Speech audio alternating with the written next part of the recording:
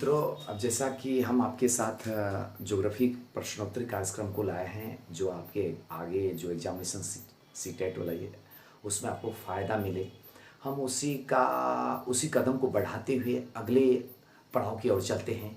मेरा जो प्रश्न है वह निम्न है। वायुमंडल में दिन प्रतिदिन होने वाले परिवर्तन को कहते हैं मौसम, जलवायु, वायुमंडलीय परिघटना, सभी। आपका आंसर होगा मौसम, याद रखेंगे। अब एक बात यहाँ पर जान लेना जरूरी है, वह है कि वायुमंडल को जो प्रभावित करने वाले कुछ कारक होते हैं वह क्या है? वह है आपका तापमान। वायुमंडलीय व्यवस्था को तापमान प्रभावित करता है। वर्षा, सूर्य की किरण का विकिरण जो आता है, ये कुछ ऐसी बातें हैं जो वायुमंडल से जुड़ी हुई बड़ी घटनाएं हैं। तापमान का होना, वर्षा का होना, सूर्य का विकिरण का होना, और ये जो तीन मैंने फैक्टर बताया, तापमान, वर्षा, सूर्य का विकिरण, इसका संबंध वायुमंडल से जुड़ा हुआ है। और वायुमंडल से जुड़े होने के कारण वायुमंडलीय जो परिघटनाएं होती हैं, वायुमंडलीय जो बदलाव आते हैं, वायुमंडल में जो परिवर्तन आते रहते हैं, उसको हम महसूस कर सकते हैं और उसके लिए ये कारक बनते हैं। भारत की जलवायु को मोटे तौर पर कहा जाता है। अगला प्रश्न, भारत की जलवायु को मोटे तौर पर कहा जाता है मानसूनी, उष्णकटिबंधीय, शीतोष्णकटिबंधीय, शीतकटिबंधीय। तो मोटे तौर पर इसे मानसूनी जलवायु के रूप में आप आइडेंटिफाई करेंगे। उष्णकटिबंधीय में पड़ता जरूर है, लेकिन पूरी तरह से उष्णकटिबंधीय जलवायु भारत नहीं है, इसलिए आपका सही आंसर मानसूनी होगा।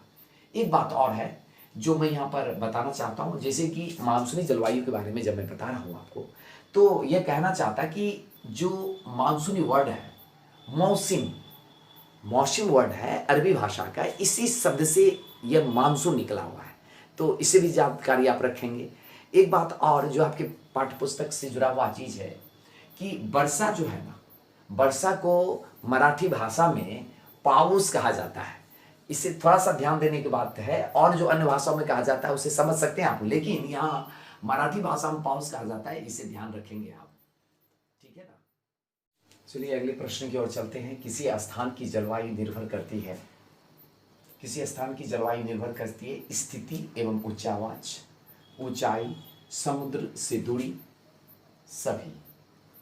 आपका आंसर होगा सभी। इस बात को याद रखें, जो जलवायु होती है उसकी स्थिति, यानी कि स्थिति कैसा है, यानी कहाँ है वो।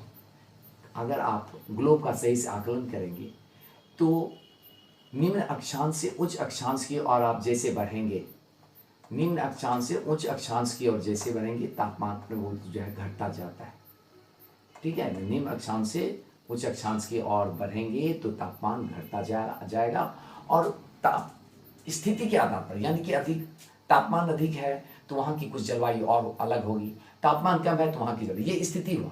उच्चावाच की ऊंचाई, अगर उच्चावाच कैसा कितना होता है, जैसे हमने बताया था कि पर्वत जो है काफ़ी ऊंचा होता है, उस आप देखेंगे जैसे जैसे ऊंचाई बढ़ती जाएगी उस हिसाब से जो है वह उसका तापमान वहाँ कम होता है, ठीक है। मैदान का अलग होगा, पठार का अलग होगा, पहाड़ का अलग होता है। ये उच्चावाच भी जलवायु को निर्धारित करने में महत्वपूर्ण भूमिका निभाते हैं, ठीक है ना। मैंने उच्चावाच की बताया, चाहे वह मैदान हो, पहाड़ हो, पठार हो, ये जो उच्चावाच की स्थिति होती है ये भी प्रभावित करती है। ऊंचाई तो मैं अभी जस्ट बता रहा था कि अगर कुछ जैसे जैसे हम ऊंचाई की ओर बढ़ते जाते हैं तापमान कम हो जाता है, ठीक है ना, वो कोल्ड क्लाइमेट की तरफ हम मूव करते हैं, ठंड है अति। समुद्र तल से दूरी, समुद्र से अगर सी से आप दूर हैं, जितना सी से दूर रहेंगे, अगर ये भारत को ही हम ले लें, समुद्र तल से जितना हम दूर रहते हैं, इस आधार पे हम देखें तो समुद्र तल से जितना, समुद्र के निकट जो भी हैं वहाँ की जलवायु, और समुद्र तल से जो दूर वाले स्थान पे हैं, अंदर में, भारत के अंदर में जो अंदर के समुद्र तटीय एरिया में जो शहर है उसकी जलवायु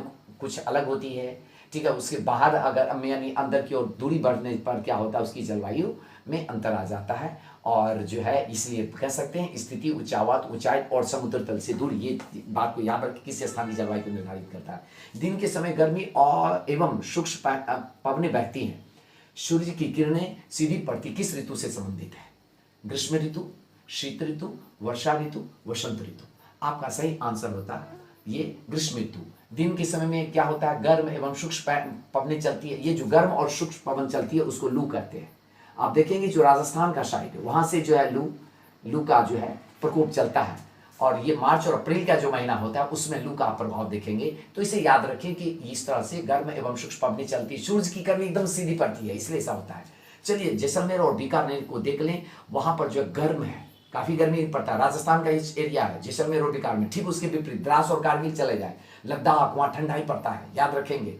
तटीय क्षेत्र पे आ जाए जैसे मुंबई और कलकत्ता, वहां की जलवायु एकदम सम है, बहुत सुंदर लगेगा, अच्छा लगेगा, यह भी याद रखेंगे। मेघालय जो है, मेघालय जानते हैं, वहां एक मौसम जगह है जहां पर सबसे अधिक वर्षा होती है। आप इन सब तथ्यों को ध्यान में रखेंगे। चलिए अगले प्रश्न की ओर चलते हैं। मानसून के लौटने का समय है गर्मी, वर्षा, शरद और वसंत। मानसून के लौटने का समय है गर्मी, वर्षा, शरद और वसंत। आपका आंसर होगा शरद ऋतु में जो है मानसून लौटती है। मैं आपको बता दूं, जो मानसून लौटने की, मानसून का आगमन होता है, अगर हम इस तरह से इंडिया बना लें, संक्षिप्त में छोटा सा अगर ये पार्ट बना करके मैं आपको दिखा दूं तो आपको ये बात समझ में आ जाएगी।